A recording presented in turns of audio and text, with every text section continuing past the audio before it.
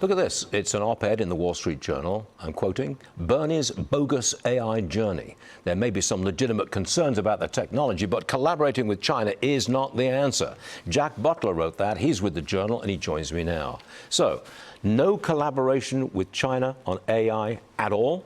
Certainly not if Senator Bernie Sanders is the one spearheading it. Ah, okay. Look, I'm not entirely opposed to the notion, I think this is the closest Bernie Sanders comes to getting right, that there are some non-economic aspects of AI that are worth talking about, the way it's changing how we relate to each other as humans. I think he's wrong about the economic implications. I mean, you don't need to tell your viewers that this is doing great for the stock market right now. Right. But he is dead wrong that China could be an honest broker, a good faith actor in discussions about how to regulate and deal with this technology. Does he really believe that? Does Sanders really believe that China is a good faith negotiator to how to handle this extraordinary technology? I can't speak to what's in his head, but I can speak to history, and there's a long history of people like Bernie Sanders during the Cold War thinking that the Soviets could be honest, good faith actors when it came to nuclear technology, which I think is a somewhat apt comparison. Now, we did talk to the Soviets a bit about nukes and what to do with them, how to handle them, but they constantly reneged on the agreements we made, and only the credible threat of American force from presidents like Reagan could actually get them to cooperate with us on these things. I doubt very much that President Trump will talk about AI with Xi Jinping and give anything away. I sure hope not. No.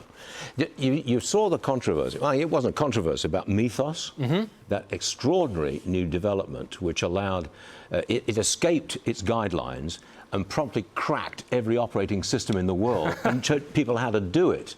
So it was withdrawn from the market. We don't want the Chinese to get even a piece of that, do we? No, certainly not. I mean, if you look at what China does with the technology that it either makes or steals from other people to its own population, we do not want them to get their hands on that stuff. I am relieved as an American that we developed Mythos, and if anyone is going to set the pace for AI innovation on planet Earth, it should be America. If anyone's going to set the pace for guidelines on how AI should move forward, it should be America, not China.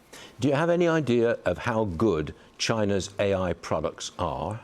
My sense of things is that they're a little behind us, which doesn't surprise me because one of the key defects of totalitarian systems is that fundamentally there's a limit to what they can innovate because everything is state-driven. You know, you can get heavy machinery, that's what happened with Stalin moving by brute force Russia from an agricultural economy to a heavy industrial economy. But you need that individual spark, and you can't sort of coerce people to have that. You can't coerce people to decide one day to make what becomes one of the biggest industries or companies in the world in their garage. That just doesn't come from totalitarian countries. Is it that big?